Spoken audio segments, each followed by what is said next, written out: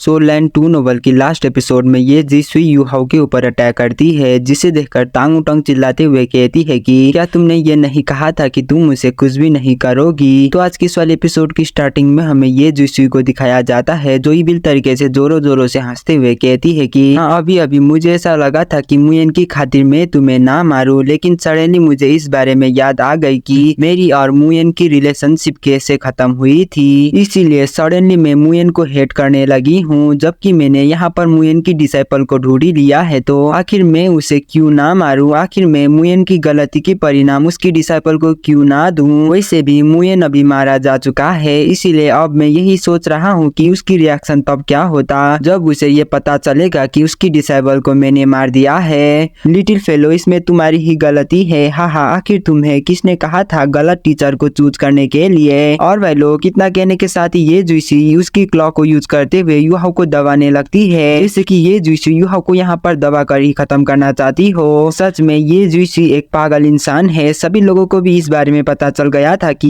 ये जुइसी सच्ची में ही पागल हो चुकी है, क्योंकि उसकी इमोशन अनस्टेबल तरीके से फ्लक्चुएट कर रही थी। और अभी के टाइम में यूहाओ की इस हालात को देखकर शेरेक के सभी लोग यूहाओ के नामों को लेते हुए चिल्लाने लगते हैं। और इसी पॉइंट में यूहाओ की बॉडी डीम तरीके से ग्लो करने लगा था, और जैसे ही ये जुइसी उसकी पूरी क्लॉ को कम्प्लीटली क्रश करती है, तो तभी यूहाओ वहां से डिसअपियर होता है और वो 10 मीटर दूर रिअपियर होता है। लेकिन इस बारी जब यूहाओ रिअपियर हुआ था तो यूहाओ कम्प्लीटली चेंज हो गया था, और अभी के टाइम में यूहाओ को देखने में ऐसा लग रहा था कि जैसे कि उसकी बाल काफी ज्यादा ही लंबा हो गया हो, और अभी Yuhao exactly grown up version के जैसे दिखाई दे रहा था। बस इतना ही नहीं, बल्कि यूहाओ की ओरा भी कम्प्लीटली चेंज हो गया था और वो शांत होकर वहीं पे बैठा हुआ था। और इसके साथ इंटेंस ब्लैक लाइट यूहाओ की बॉडी से रिलीज होती है, जो कि वाकई में काफी ज्यादा ही स्ट्रांग था, जिसे देखकर ये जिसी कोल्ड तरीके से कहती है कि आखिर तुम कौन हो। और भाई लोग, अभी के टाइम में ये जिसी को भी ये अच्छी तरीके से पता चल गया था कि जो पर्सन अभी उसके सामने खड़ा है वो पर्सन अब यूहाओ नहीं है, और अभी यूहाओ की बॉडी से रिलीज हो रही प्रेशर को फील करके ही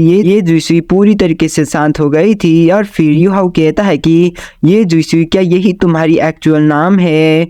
बहुत अच्छा, मैंने कभी भी नहीं सोचा था कि एक इंसान पूरे कॉन्टिनेंट में से इतना हाई लेवल पर पहुंच सकता है। सच में तुम काफी इंटरेस्टिंग लेडी हो। वैसे तो अभी मैं मेरी ट्रू फॉर्म में नहीं हूँ, लेकिन फिर भी मैं तुम्हें तुम्हारी 9 सोल रिंग्स के लिए बिल्कुल भी माफ नहीं करूंगा।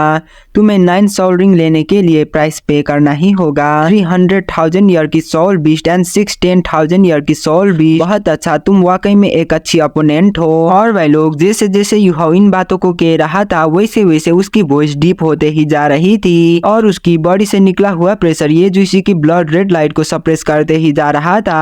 और अभी इस चीज को देखकर स्टारलो एम्पायर के सभी लोग भी काफी ज्यादा ही हैरान हो गए थे, क्योंकि सिर्फ अल्टीमेट डोलो ही एक अल्टीमेट डोलो के साथ लड़ाई कर सकता है। सच में यूहाओ एक अल्टीमेट डोलो में भी ट्रांसफर हो गया था, और अभी जो भी चीजें हो रही थी इन सभी चीजें इमेजिनेशन भी किया नहीं जा सकता था। तो क्या सच में यूहाओ को ड्रैगन गॉड डोलो मुयेन की द्वारा पोजेस कर दिया गया है? और भाई लोग, इसी के साथ यूहाओ अपने राइट हैंड को ऊपर की तरफ करता है, और वो भी ये जुइसी को पकड़ने के लिए एक ह्यूज ब्लैक ड्रैगन क्लॉ को समन करता है, जिसकी वजह से आसमान में डार्क क्लाउड्स इकट्ठा होने लगे थे, और पूरे माउंटेन पीक में ड्रैगन रोर भी सुनाई देने लगी थी। और इसके साथ वहां पर एक ह्यूज क्लॉ अपीयर होती है, जो कि सीधे ही ये जुइसी के तरफ जा रही थी, और एक ह्यूज क्लॉ को अपने तरफ आता देख ये जुइसी अपने हाथों को क्लैप्स करती है, और एक ब्लडी प्रोजेक्शन अपीयर होती है, जो प्रोजेक्शन इंसान की ही थी, लेकिन इसे देखने में काफी ज्यादा ही टेरिफाइंग फील हो रही थी। और सडनली वहां पर स्ट्रिक ऑफ ब्लड अपीयर होती है और इस ह्यूज क्लॉ को रोकने लगती है, जिसकी वजह से वहां पर काफी बड़ा एक्सप्लोजन हो गया था। और इस एक्सप्लोजन के बचने के लिए 12 टाइटल डोलोस भी पीछे हट गए थे, और सैटर स्टार डोलो अपनी तरफ से पूरी कोशिश कर रहे थे सभी लोगों को प्रोटेक्ट करने के लिए। इसीलिए सैटर स्टार डोलो सभी को कहते हैं कि जल्दी करो, पहले हम यहाँ से रिट्रीट करते हैं। इतना कहने के साथ ही सैटर स्टार डोलो सभी को अपने साथ वहाँ से लेकर दूर जाने लगते हैं, क्योंकि ये बात सैटर स्टार डोलो को भी अच्छी तरीके से पता चल गया था कि इन 2 टाइटल डोलोस की फाइट के सामने बैठने से वहाँ पर उनकी मौत भी हो सकती है, क्योंकि इन टाइटल डोलोस की क्लास की वजह से शॉक की वेव्स रिलीज हो रही थी, और ये शॉक की वेव सिंपली काफी ज्यादा ही टेरिफाइंग एंड स्ट्रांग था। फिर हमें यूहाओ की ड्रैगन क्लॉ को दिखाया जाता है, जो इस क्लास की वजह से यूहाओ की ड्रैगन क्लॉ पीछे की तरफ पुश हुआ था, लेकिन फिर भी यूहाओ की इस ड्रैगन क्लॉ को कुछ भी हार्म नहीं हुआ था। फिर यूहाओ कहता है कि ब्लड डेमन पपेट, तो ये तुम्हारी मार्शल सोल है जो डेवरिंग स्पिरिट में रिलाई करती है इवॉल्व करने के लिए। ऐसा लगता है कि सिर्फ तुमने सोल बिस्ट को ही खत्म नहीं करा है, बल्कि तुमने काफी सारे इंसानों को भी मारा है। और जो डेथ गॉड सभी लोग कहते हैं ये तो सिर्फ तुम्हारा मार्शल सोल का मैनिफेस्टेशन है और तुम इस फॉर्म को मैनिफेस्ट करने के लिए इतने सारे स्पिरिट को यूज करती हो। और एक स्पिरिट को तभी कलेक्ट किया जा सकता है जब कोई इंसान मरते हैं और एक स्पिरिट को तभी कलेक्ट किया जाता है जब कोई इंसान मरते हैं। वैसे मुझे इससे कोई भी फर्क नहीं पड़ता है कि तुमने कितने सारे इंसानों को मारा है, लेकिन तुमने मेरी भी काफी सारे लोगों को खत्म कर चुकी हो, इसीलिए आज मैं तुम्हारी लाइफ को यूज करूंगा उनकी बदला लेने के लिए। इतना कहने के साथ ही युहाओ दोनों ही हाथों को ऊपर की तरफ करता है जिसकी वजह से वहाँ की स्पेस कम्प्लीटली टुकड़े टुकड़े हो गई थी। और तो और इसी स्पेस के अंदर से ह्यूज ड्रैगन हेड भी स्लोली बाहर निकलकर ये जिसके तरफ अनलीश होती है, जिसकी वजह से वहाँ की स्पेस कम्प्लीटली दो हिस्सों में बढ़ गई थी। और ये माउंटेन की पीक भी काफी जोरों जोरों से कांपने लगा था, जिसे देखकर ये जूसी की पीछे ब्लडी डेमन पपेट भी ग्लो करने लगता है। और इसी मोमेंट में ये जूसी की 7 सोल रिंग भी ग्लो करने लगा था। और अभी इन दोनों की टेरिफाइंग स्ट्रेंथ की वजह से पूरे माउंटेन नीचे की तरफ कंप्रेस होने लगा था और इस डेथ गॉड पगोड़ा भी हिलने लगा था। और इतना terrifying strength and fighting style plus इस ड्रैगन को देखकर ये जूसी शार्प आवाज में चिल्लाते हुए कहती है कि बीस्ट गॉड डिटियन तो ये तुम हो। और भाई लोग कभी के टाइम में ये जूसी को भरोसा ही नहीं हो रहा था कि बीस्ट गॉड डिटियन यहाँ पे स्टार्लो एम्पायर को मदद करने के लिए आया है। और फिर बीस्ट गॉड डिटियन भी कहता है कि हाँ ये मैं ही हूँ, तुम यहाँ पे सभी लोगों को खत्म कर सकती हो लेकिन तुम इसे नहीं मार सकती हो क्योंकि मैं इस लड़के को प्रोटेक्ट कर रहा हूँ। उससे भी बढ़कर आखिर सन मून एम्पायर को तुम्हारी फायदा लेने के लिए क्यों दे रही हो। तो ये जूसी भी कहती है कि हाँ ये सच है कि तुम सच में काफी ज्यादा ही स्ट्रांग हो और मेरी एबिलिटीज को सप्रेस कर चुके हो। हालांकि तुम भी ये मत भूलना कि तुम अभी तुम्हारी ट्रू फॉर्म में नहीं हो। अगर तुम इस लिटिल फेलो को ज्यादा लंबे टाइम के लिए पोजेस करते हो तो शायद इस लिटिल फेलो की बड़ी तुम्हारी पावर को झेल नहीं पाएगी और ये लिटिल फेलो यहीं पे मारा जाएगा। और भाई लोग अभी के टाइम में सभी टाइटल डोलोज वहाँ से काफी ज्यादा ही दूर रिट्रीट कर चुके थे, इसीलिए वो लोग ये जूसी की बातों को सुन भी पा नहीं रहे थे। अगर उन टाइटल डोलोज ये जूसी की इन बातें को सुनते कि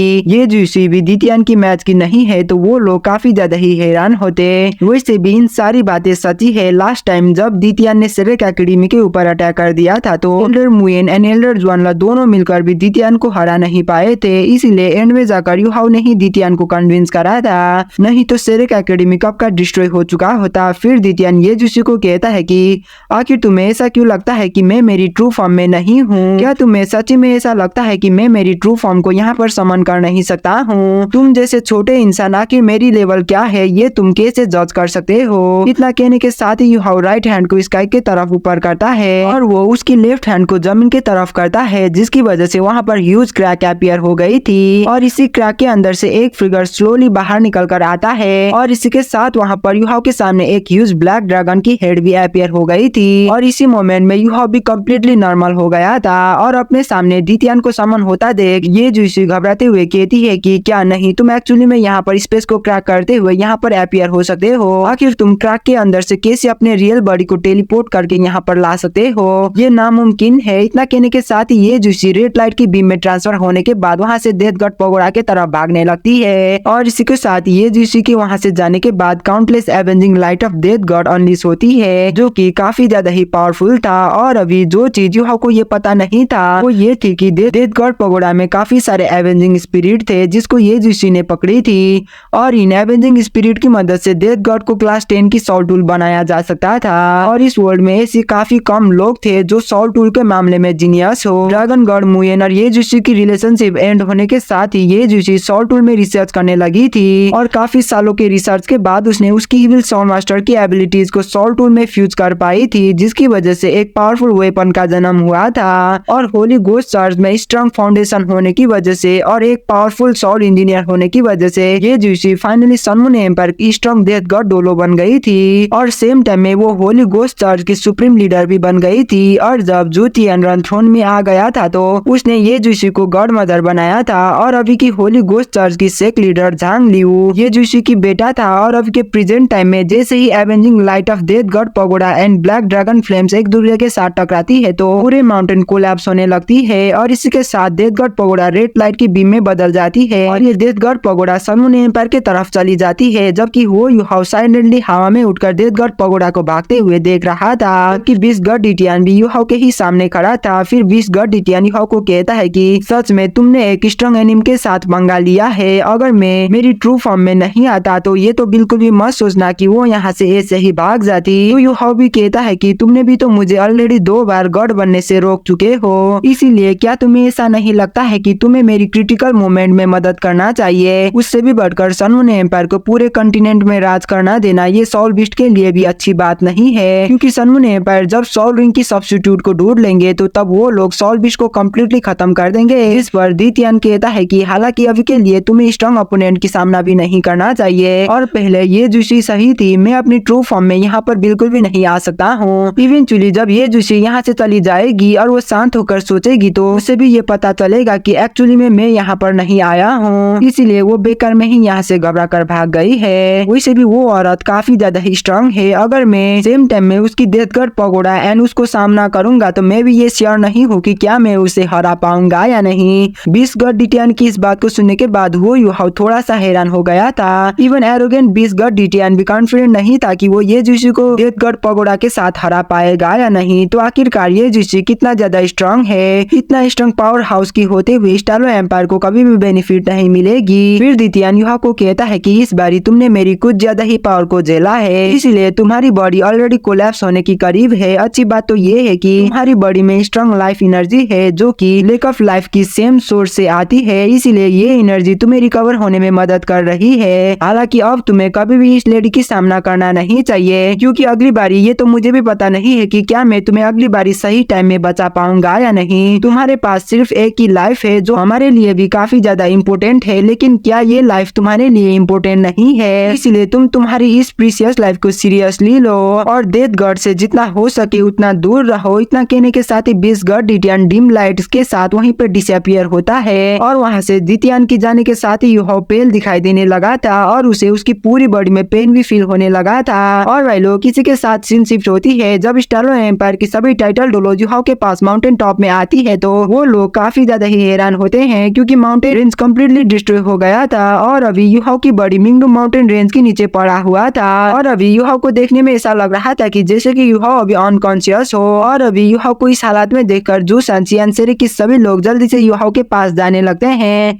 और वह लोग किसी के साथ हमारी ये वाला एपिसोड यहीं पे खत्म होती है। मिलते हैं, बाय बाय।